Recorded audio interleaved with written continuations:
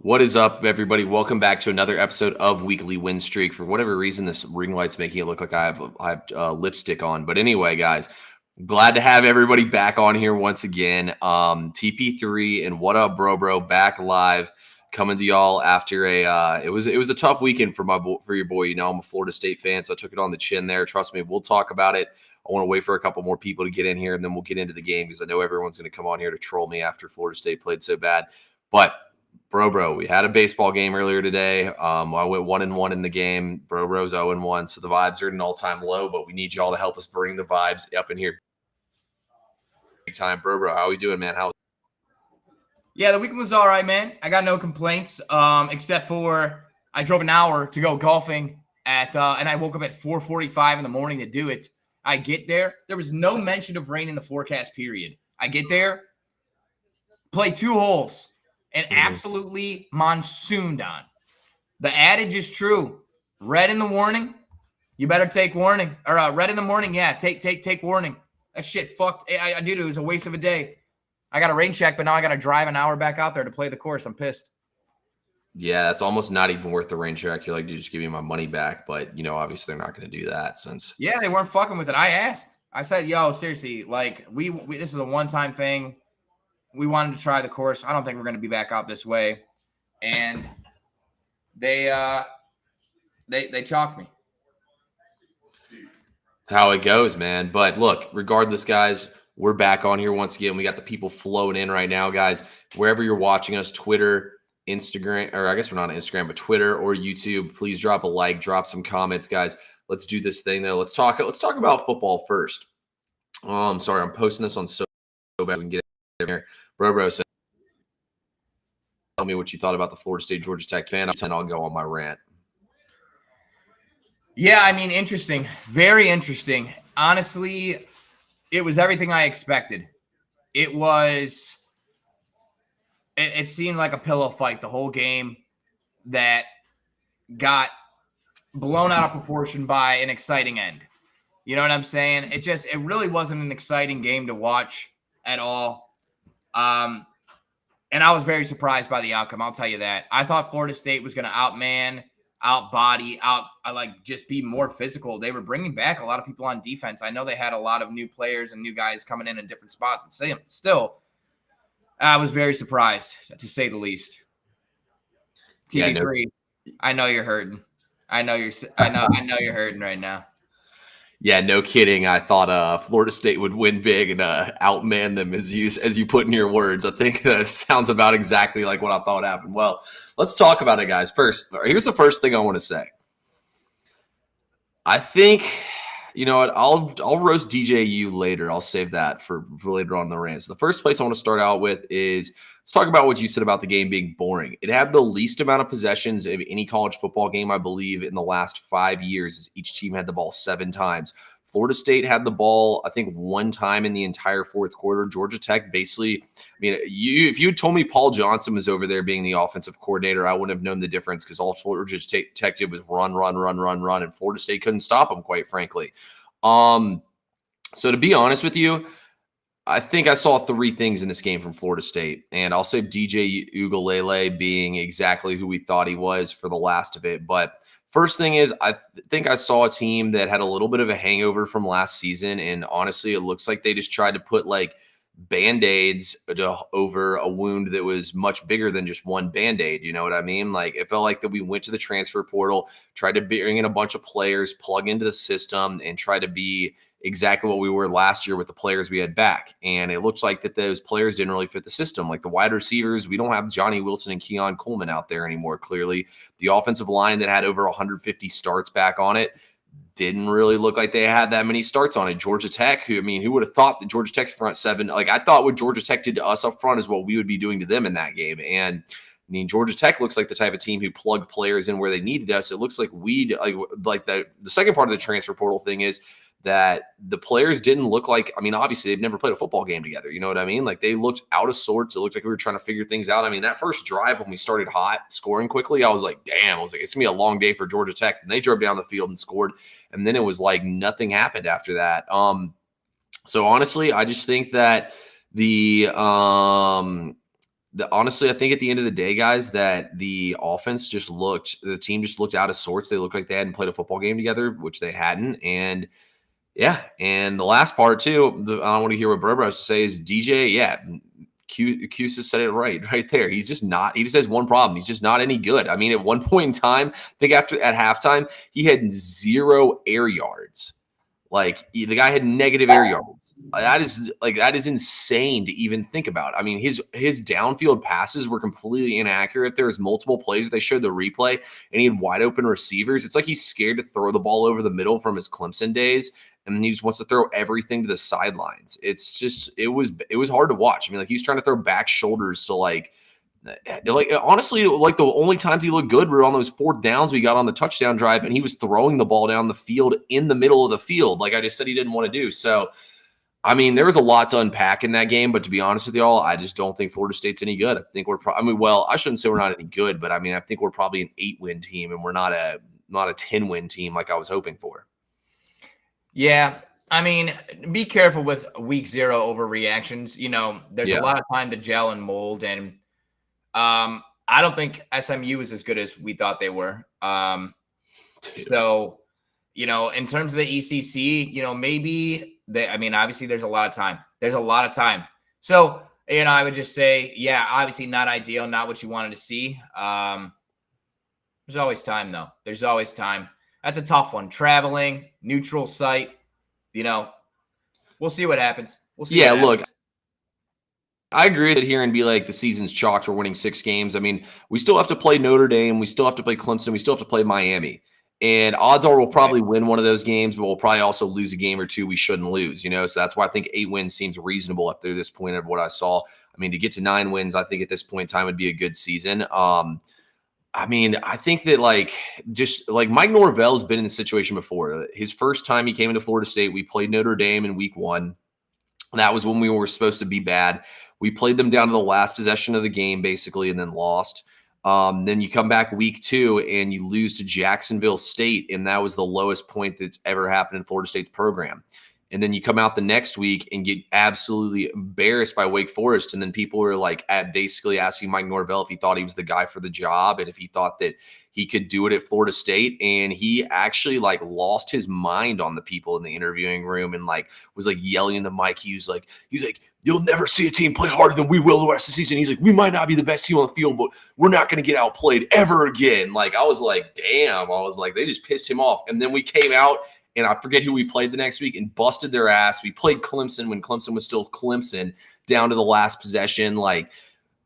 He flipped the entire thing of the program. I think he probably gave the team a similar message. I think he probably said that we were overrated. We didn't come out and play well. And I think he said, listen, don't hang your heads. If I see any of that, and he's like, we're going to fix it. We're going to go hard this week and fix it. I honestly think Florida State's going to bounce back in big ways this week against Boston College. I know everyone's going to be saying Boston College is a lock. We still got something to say about that. But yeah, that was flat out embarrassing, honestly, you know, so definitely sucked. I had a lot of people blowing my phone up after we lost. I had to go on Do Not Disturb. So yeah, it was a tough one, man. It really was. Yeah, that's never good. The DND after an L is really tough. It's one of those deafening silences that's just this is rough and always. Nah, it was kind of funny, honestly. Some people said some pretty funny things to me. I don't take stuff like that too seriously. Y'all know me. If y'all know me well enough by now, y'all know I love to run my mouth. I love the friendly shit talk and the back and forth and whatnot. So I was definitely laughing at it more than getting mad. But I just thought it was funny that many people were coming out of the woodworks to let me know about Florida State losing. Yeah. Hey. Haters gonna hate, baby. I think the funniest thing somebody said to me is that my beard sucks, my takes are even worse, and Florida State's even worse than both those. So damn. I was laughing so hard. I commented back. I was like, thank you. I needed this. A 3-piece. So safe to say it was a tough start to college football season for me. Let's talk about SMU though. I don't want to jump to conclusions yet about SMU. That game was really fucking weird, honestly. The first quarter, they threw the interception. The ball got snapped over the punter's head. Then Jennings came in and played well. But you know what the old saying is in football? If you have 2 QBs, you have no QBs. So I don't know, man. SMU is at a lot of question marks. I'm almost tempted to take them minus 43 against Houston Baptist this week, just because it feels like that's one of those lines like, why is the line that big? Then SMU come out and smack them. I mean, that was a road game. It was really windy. Yeah, Nevada looked decent. I mean, SMU played really, really well when they needed to actually pull that game out, because they were down 13-24. And then they flew. It felt like the SMU, I don't know, man. They just looked like they didn't come prepared. And then when their backs are against the wall, they showed up. So I'd feel better about giving them the benefit of the doubt more than Florida State, if anything. Yeah, undecided, but I definitely think buy low spots are in play for Florida State and SMU this week. Yeah, we'll see if the spread comes down more. I don't think FCS versus FBS spreads are actually widely available to bet till the day of. So that's going to be something I'll be looking into a lot this week. Speaking of which, bro, what games are catching your eye for the upcoming week so far? Haven't looked. Okay. I've dug into the slate. What about you? So 2 weeks ago, I dug in the slate pretty heavily. Today, I have a little bit. I sent my first max play of the week out to my clients today. I will keep that between me and the VIP over on SoBet. But we do have a max play in play already this week. And I think we might have a second one. But I mean, the best game of the week is definitely going to be Clemson versus Georgia. Let's get things started off at noon. That's going to be a really good one. I mean, obviously, Florida and Miami, Texas A&M and Notre Dame will be a good one as well. But I think another game that's not getting as much hype that could actually be a really good game this upcoming week is UNLV versus Houston. That one looks pretty interesting to me. Probably won't be a max play or anything like that, but I do think I kind of like the over there, man. UNLV is a really high-powered offense, and the defense Houston's win total is like 3.5. So they're probably going to bring all they can. UNLV is the class of the Mountain West, so we'll see what those teams are made of. That game could be a really high-scoring game, and that's like your classic degenerate game, just fun one to watch. Yeah, it's going to be points on points on points. I assume by my Northwestern, that means not the Travis asked where we got the line at. It was just on Bet US and on Bovado. That was where I placed the play at. So it should be widely available everywhere, though. I'm pretty sure that game definitely should. It's not an FCS game, but I will say, guys, for Thursday, I got 3 games circled against the FCS. Or actually 4 games circled against the FCS. So this is the type of stuff this is what I like to do in the early weeks. I know it didn't work for us in week 0, but it'll definitely work here in week 1. It has in the past. So it's the last thing we'll talk about. Then we'll get to baseball bets unless Bro has anything. So UCF versus I believe they're playing New Hampshire. That one looks pretty interesting. Malzahn all had since he had Cam Newton at Auburn. I like this Arkansas Pine Bluff game. So here's a little trick for y'all for college football week 1. Yeah, fuck week 0. I'm 100% with you on that. Here's a little trick for you guys. So when these teams play each other, when teams play really bad teams, a lot of times like this game, Arkansas is minus 48.5. Arkansas Pine Bluff is abysmal. I think they won 2 games at the FCS level last year. But here's a little trick for you. The total in this game is 57. Odds are Arkansas is not going to win this game 49-0. The over. Definitely a play I have circled that will probably be on my card. And then what was the other one? Then a Kansas versus Linwood. Kansas minus 44.5 against Lindenwood. Lindenwood, another 2-win FCS program. That one could be interesting. The last one is Murray State versus Missouri. Murray State lost, I think, 56-0 last year to Louisville. They won 2 or 3 games at the FCS level. Missouri's going to have no problem putting a crooked number on them. So those are the 4 games I'm probably going to end up hopping in on Thursday. So that's as far as I've gotten so far. The only problem is we can't even bet them until the day of because the lines aren't available just yet. But yeah, any thoughts on those, bro? Well, I just think it's sharp. I like it. I like it a lot. Yeah, I like UCF. I find it interesting that these little schools sign up to just take an ass beating. I know there's money involved, but damn, man, to start your season that way, it's just like, hey, guys, we're going to go out here. We're going to get the shit kicked out of us, and then our season's going to start, okay? So you know why these teams agree to do that? Money?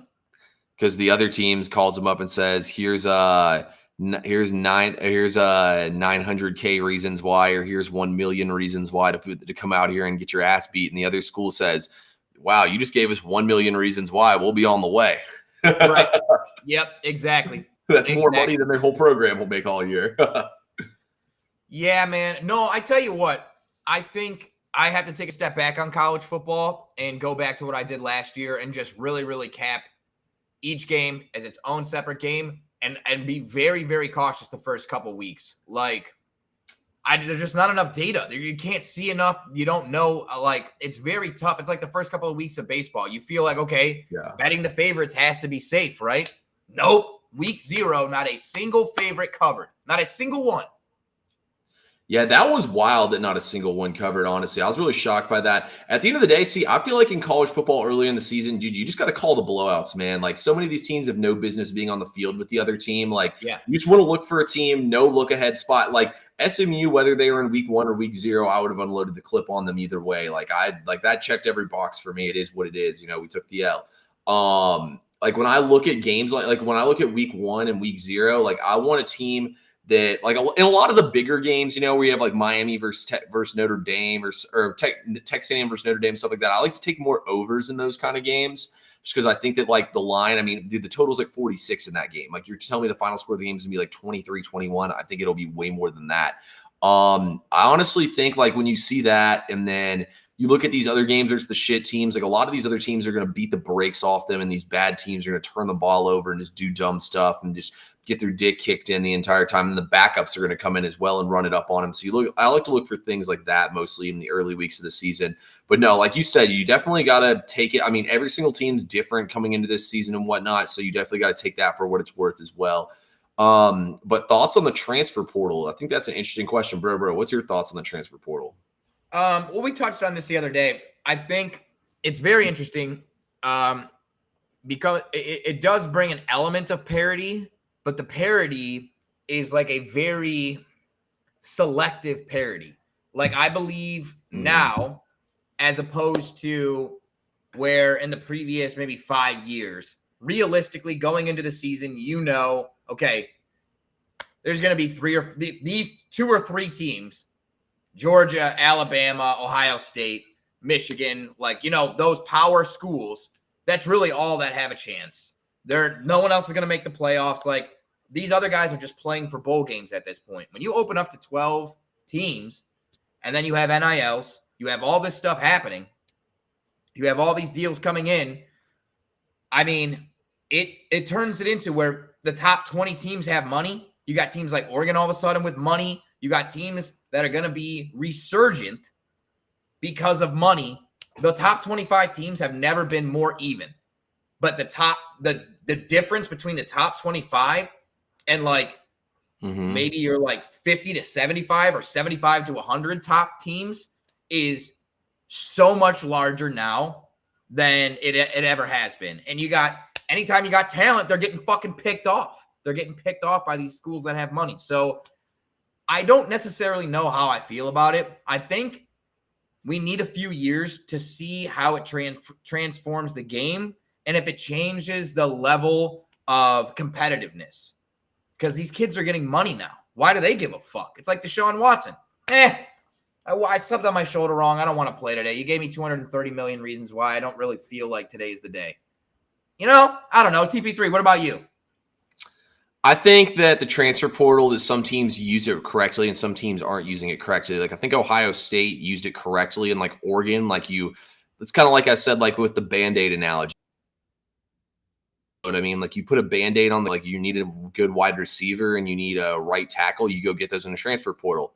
You need 3 offensive linemen, 3 receivers, a quarterback, and 4 players on your defense, and you go get all those players in the portal. Might not work out because at the end of the day, like you said, these guys are all about their bag first. They don't really care about the other parts of it. So I think that's more so the way to see it. Interesting to see how Ole Miss works together. I think Florida State's team last year was one of the first, like, real, just like purely built from the transfer portal teams. It's really worked out so far. So we'll see if anybody else can reciprocate it this upcoming season. But I think the transfer portal is better off as like adding the couple players you need than Sorry, that was hilarious. You got like scared. Dude, it legit scared me, bro. He's right under me, dog. He's like, whoa. Yeah, that was hilarious. All right. Let's get to it, man. Let's get to these baseball plays here. We're 20 minutes in. It's time, guys. We're about to get to some free plays today on the MLB slate. But anyway, before we get into the play, bro, tell the people where they can find all our plays every day. Yep. Yeah, that's me with the fucking yapper. I thought my dad was going to be hanging out with them and everything was going to be chill. Then my dad left mid-broadcast and was like, yo, I'm peacing. I got shit to do. So now I got a dog just running around. It's supposed to be contained. His name's Gucci. Everything's Gucci when you got Gucci around. Anyways, SoBet is where you go for all the plays. Guys, TP3 has the link in his bio. What Up Bro has the link in his bio on all social medias. And now the sign-up code for myself is Bro. It's no longer What Up. We got it changed. Sign-up code Bro. Sign-up code for TP3 is TP3.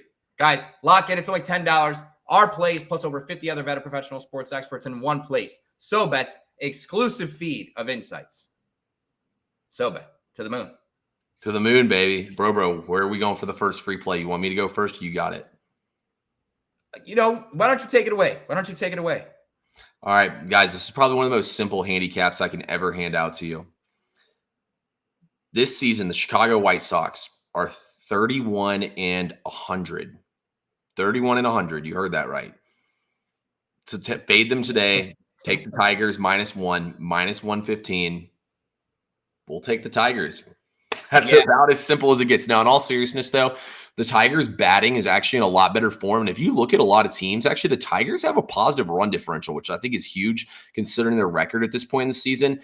Like, the way I look at it, I think the Tigers should be lower, like -200 in this game and -170 if you're taking alt run line here. So I think this game just completely mispriced. The White Sox are not a serious team. They have one of the worst lineups I've ever seen in my entire life. Like, the Tigers -1 is the most no-brainer I've ever seen in my entire life. So we'll take the Tigers. Yeah, I don't hate that. I was actually sitting here capping that earlier this mid-morning or mid-afternoon with my dad. And, dude, I believe – who's pitching a first-time starter? Isn't that the Tigers throwing the first-time guy? Like Madden. Yeah. How do you feel about that? You think he's going to go out there and light it up today?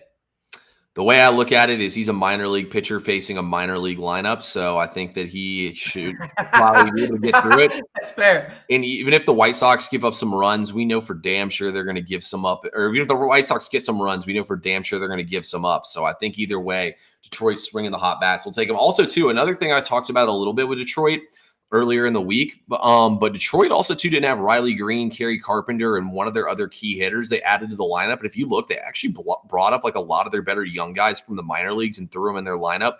There for a while, they had like a really just weird lineup. They had a good lineup at the beginning of the season. Then they had like a weird lineup where they had like that Foley dude and Justin Henry Malloy in there and shit. But now they have like a legit lineup back together again. So I kind of like the Tigers lineup a little bit more, honestly. I mean, they've been swinging the bat well over the last like 3 weeks. Yeah, they have. But fuck the Tigers at the same time. Just because I'm a guy. They keep like a true Cleveland guy. Telling me. Always. But I love it. I can't touch it because, like, me and the Tigers have a vendetta. Every time I bet on them, they sell. Every time I bet against them, they fuck me. Every time I put them in a parlay thinking there's no way the Tigers can screw me, they find a way to do it. So I love the play, just not for me. The play that I got, and we have some line movement to our favor. This morning we had it at -118. I believe now it's at 7.5 at plus money. TP3, tell me if I'm wrong. And it is your Atlanta Braves, the Minnesota Twins, under 8.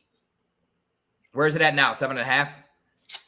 It's either -120 to take 8 or it's at 7.5. Okay, I got you. Okay, so yeah, we got it at -118. So a little bit of value there.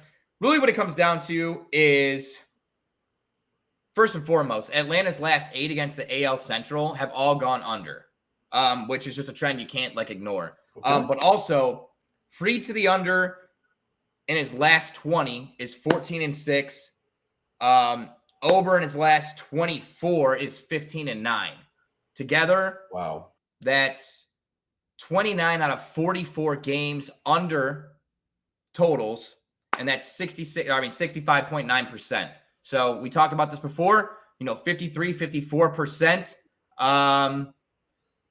is a trend. 60 fucking 6% is something we really, really like.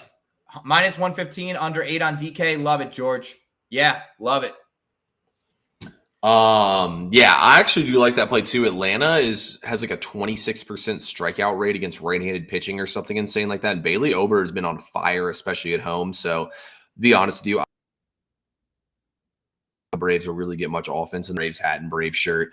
But yeah, I actually think that's a really good play. I think Atlanta's going to lose this game today. So, and I don't think they're going to score any runs. So, I think that's a great look. Honestly, I think Bailey Ober is going to mow through that lineup. For my last play, I'm going to go to a play. One sec, TP3. We got breaking news. Malik Willis traded to the Packers. Interesting. So, wait, who does that make their backup quarterback now? The Titans. Let's see here. I mean, I don't think that trade means much, but that is interesting. Mason. Oh yeah, they have Mason Rudolph and Malik Willis. So that's definitely like a. I think Malik Willis in the last year of his contract. So it's definitely like a here you go be the backup here. We already got a starter. That's fair. Yeah. Interesting though.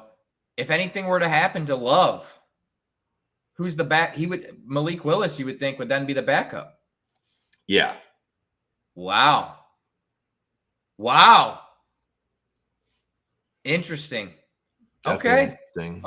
Got it. All right, TP3. I know you had one more play. I saw that in the chat. I said, holy smokes, that could have some ramifications.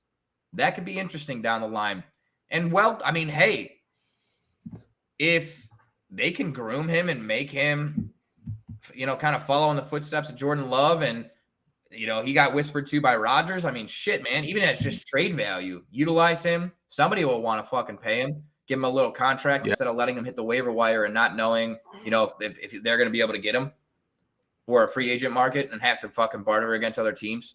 Oh, for sure. Malik Willis is definitely a solid backup. That's for sure. So I like that a lot. For my last play, I'm going to a game that we're both involved in. We're not against each other, but we're also not on the same play in this game. It's the St. Louis Cardinals versus the Padres. Yes, I know. I took the over 9.5 in this game. It was at plus 100. Now I think it's at 9. Randy Vasquez is pathetic. He either gives up a ton of hits or he walks a ton of batters. He's a 6.08 away ERA. And you look at Kyle Gibson, guys. Kyle Gibson is getting torched in these games. He's putting on 7+ base runners in his last 5, or it was either in his last 5 or 6 starts. He has like a 7 ERA in that same stretch as well. He's getting smacked around in these games. He's not getting outs. He's straight pitching to contact. It's going to be 90+ degrees here in this game. The Padres, I believe, are top 3 against right-handed pitching in the last 30 days. They're also a top 5. I think they're first in away batting. And also in the last 8 days, they're a top 5 offense. The Padres are going to smack around Kyle Gibson. Randy Vasquez is going to get smacked around. I think these teams easily score enough runs to get us there. I think this will be like a 12-13 run game. Yep. Yeah, I agree. I think there's going to be a lot of runs. It's very hot. Very hot. But to piggyback off that play, we've talked about it before. I've been on record saying this time and time again. My VIP subscribers over on SoBet are sick of hearing it. But Cardinals at home against righties, they just find a way. Now, I will tell you, I took this play before knowing that Contreras is actually hurt for the Cardinals, and he's not playing. He's got like a broken finger or some shit. Mm-hmm. So I don't love it as much now knowing that, but I'm still rolling with it. I think line movement supports the play a little bit.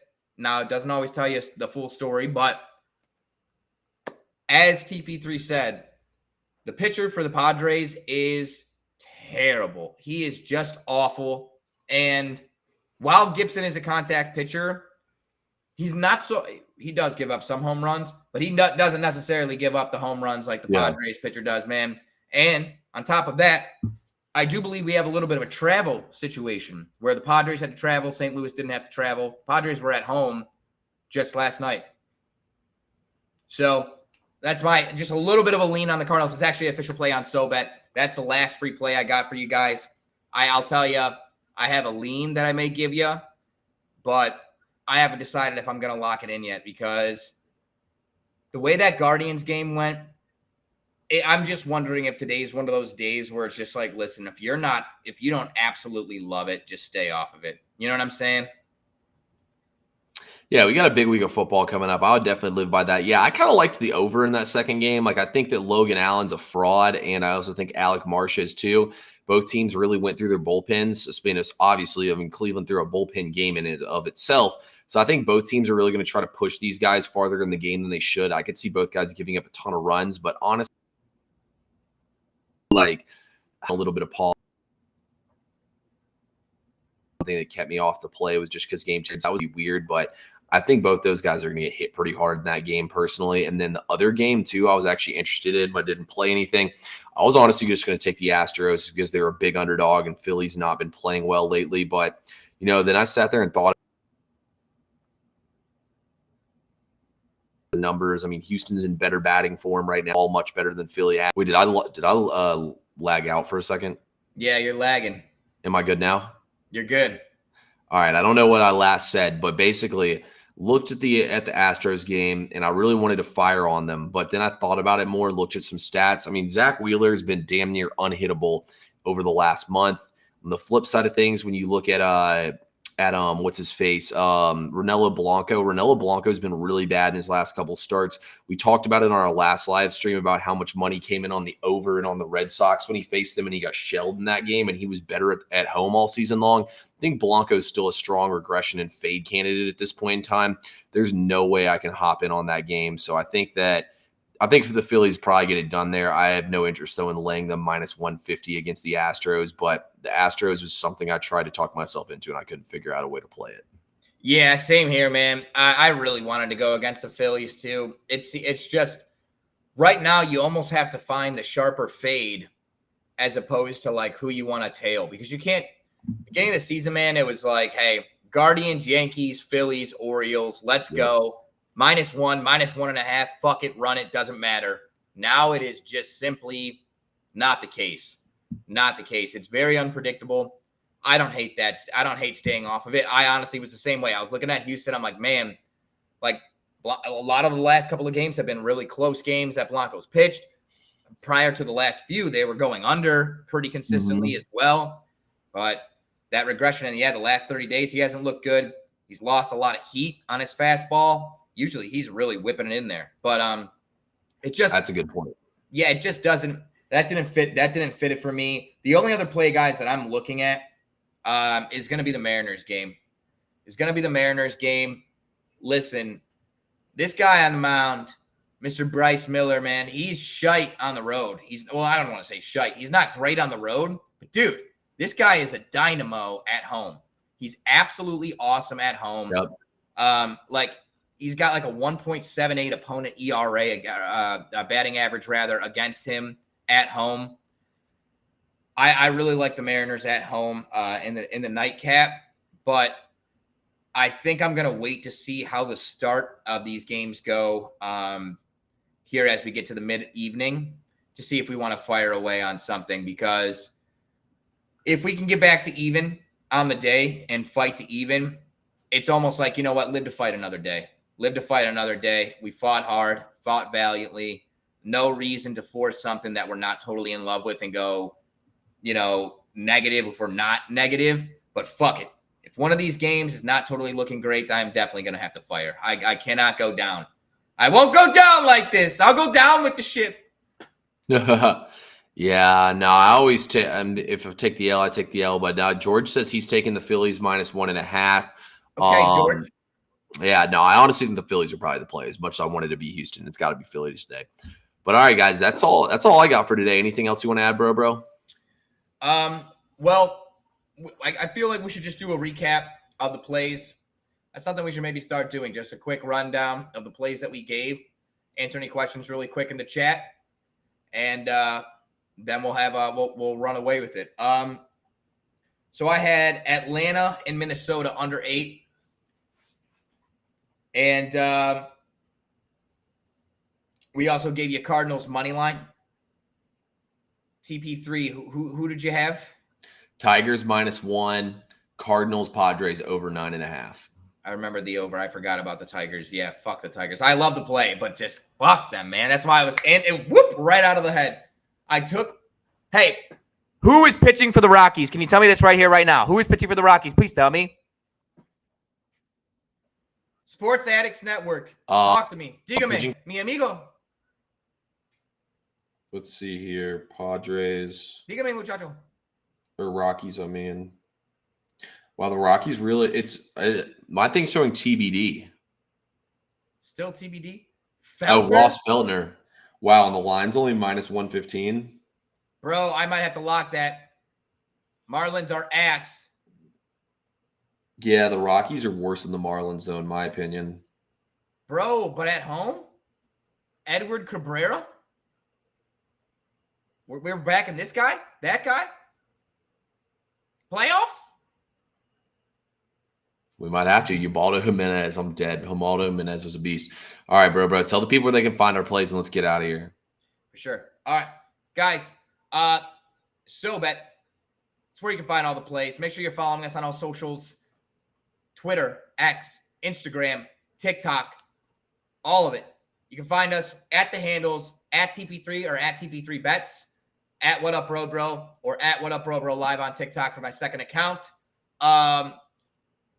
We can't thank you enough for tuning in again on a Monday. Hope you guys had a great weekend. We're going to be here again tomorrow, same time, same place, locked, loaded. If you are not subscribed, what are you waiting for? You need to be over there on SoBet. And if you are such a gem. You're such a legend. You're more beautiful than you even know. You're more special than you even know here. We really need you. We really love you. And listen, I really think today's going to turn. I really think it's going to go 2-0. TP3 is going to sweep the slate. We're going to come back tomorrow, and we're going to say, how you like me now? How you like me now? TP3, can you take us away? Hey, however you bet, please bet responsibly. Let's get some fucking money tonight. We'll talk to you.